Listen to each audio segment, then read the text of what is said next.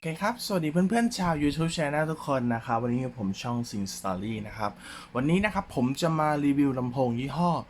Korea นะครับผมอีกเช่นเคยนะครับ ตัวนี้เป็น Korea นะครับ ตัวนี้มีรหัสชื่อรุ่นว่าS813 นะครับ ก่อนหน้านี้ผมรีวิวไป218นะครับ ตัวนี้เป็น813นะครับผมก็ Korea นะครับ Koleer Korea นะครับตัวนี้เป็น Better Sound Quality นะครับก็คือเป็นลำโพงที่มีคุณภาพเสียงที่ดี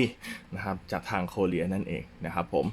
ดีไซน์ลำโพงจะเห็นได้ว่าตัวนี้จะลักษณะเด่นพิเศษนะครับมีไฟ RGB ตรงรูปนะเดี๋ยวเราจะดูว่าตัวลำโพงจะมีไฟ RGB หรือเปล่าหรือเขาทำเป็นรูปหล่อไว้ในกล่องที่กล่องเฉยๆนะครับโอเคนะครับแล้วมาดูสีของเจ้าตัวรหัสนี้นะครับรหัสนี้มีชื่อS813ขออภัยนะครับลืมนะครับผมสีนะครับก็จะมีลักษณะเดิมเลยนะครับมีสีดำมีสีโกลด์นะครับมีสีซิลเวอร์สีเลดสีบลูสีไวท์และสีเกรย์นะครับกล่องที่นำมารีวิวให้เพื่อนๆดูจะเป็นสีดำนะครับผมเรามาดูค่าพารามิเตอร์ของเจ้าตัว813ป่ะจะลืมรหัสอยู่เรื่อยเลยนะครับก็เป็นลำโพงขนาด5วัตต์เช่นเดิมนะครับผมแล้วก็เสียงเนี่ยจะอยู่ประมาณที่80เดซิเบลนะฮะและการเชื่อมต่ออยู่ที่ประมาณ10เมตรนะครับบลูทูธนะครับเป็นเวอร์ชั่น 2.1 นะครับรุ่นก่อนหน้านี้เป็นรหัสเป็นเวอร์ชัน 5.0 นะอันนี้ 2.1 นะครับผมบวก EDR แสดงว่าตัวนี้ออกมานานแล้วนะครับผมช่องชาร์จเป็นแบบ DC 5 โวลต์แล้วก็มีขนาดแบตเตอรี่อยู่ที่ 1,200 มิลลิแอมป์นะครับผมทำไมเป็นบลูทูธเวอร์ชัน 2.1 นะครับโอเคไม่เป็นไรนะครับเรามาดูตัวลำโพงกันดีกว่าว่าเจ้าตัว S นะครับ813มันจะมีรูปร่างลักษณะเป็นยังไงนะครับขออนุญาตเลื่อนนะครับเรามาดูว่ามันจะมีไฟ RGB แบบในรูปหรือเปล่านะครับขออนุญาตเปิดกล่องนะครับผมเหมือนเดิมนะครับ Korea นะครับก็จะเป็นตัวลำโพงที่ใส่พลาสติกกันรอยมานะครับแล้วก็ตัวกล่องก็จะแถมสายมาให้2เส้นนะครับก็เหมือนเดิมนะครับเส้นแรกจะเป็น 3.5 มิลหรือ AUX 2ด้านนะครับผม1เส้นนะครับต่อมาสายชาร์จนะครับที่เป็นแบบ USB Type ไม่ใช่ USB Micro นะจะเรียกเป็น Type C อยู่เรื่อยเลยนะครับยังเป็น Micro อยู่นะครับผมเรามาดูตัวลำโพงกันนะครับเปิดออกมาลำโพงมันเล็กมากเลยนะครับเล็กมากเลยสำหรับเจ้าตัว813นะครับถ้าเทียบกับตรงนี้มีอีลูปพอดีเลยอันนี้คือ E52 นะครับนี่ตัวเล็กมากเลยนะครับนี่ก็ได้54เล็กมากเลยลำโพงเล็กมากนะครับผมโอเค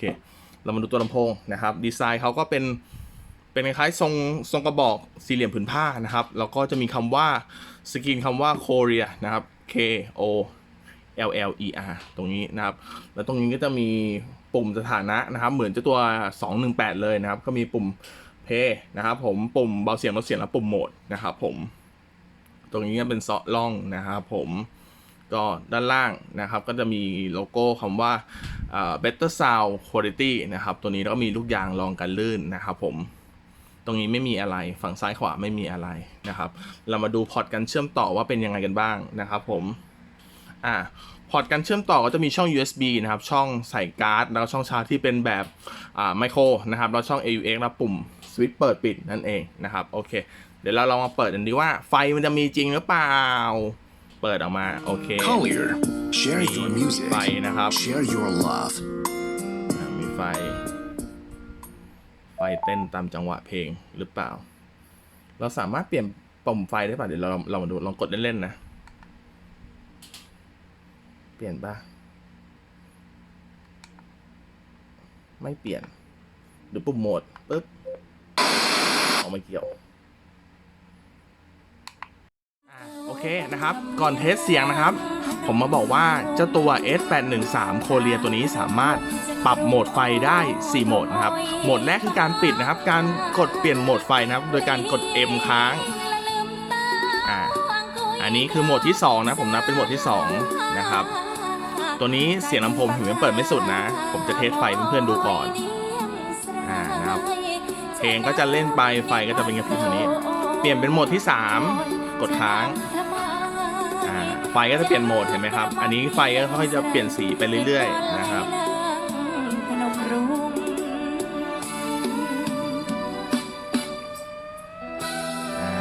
เรามาดูโหมดที่4ครับกด M ค้างนี่ไฟก็จะเปลี่ยนเร็วขึ้นนะครับ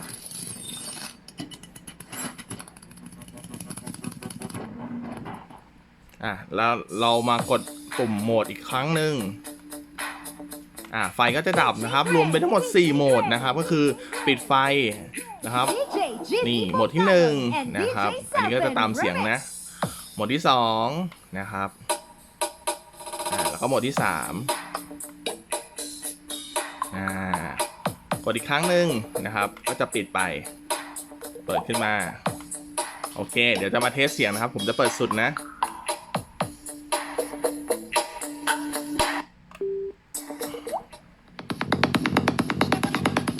เบสแน่นมาก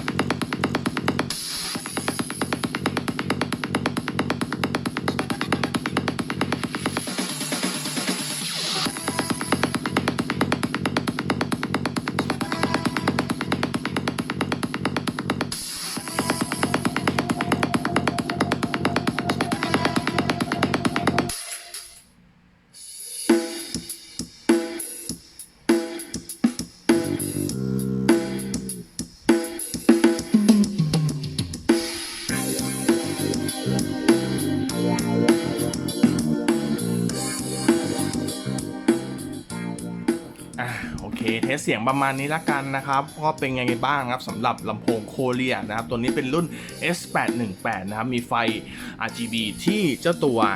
ด้านบนนะครับก็คือเป็นวงกลมรอบๆนะครับแล้วเป็นตามปุ่มต่างๆนะครับซึ่งตอนแรกที่ผมบอกว่ามันไม่สามารถปรับโหมดไฟได้แต่ตัวนี้สามารถปรับโหมดไฟได้โดยการกดปุ่ม M ค้างนะครับโหมดไฟมีทั้งหมด4โหมดนะครับก็คือโหมดที่1เนี่ยคือปิดไฟนะครับแล้วก็3โหมดคือโหมดไฟนั่นเองนะครับก็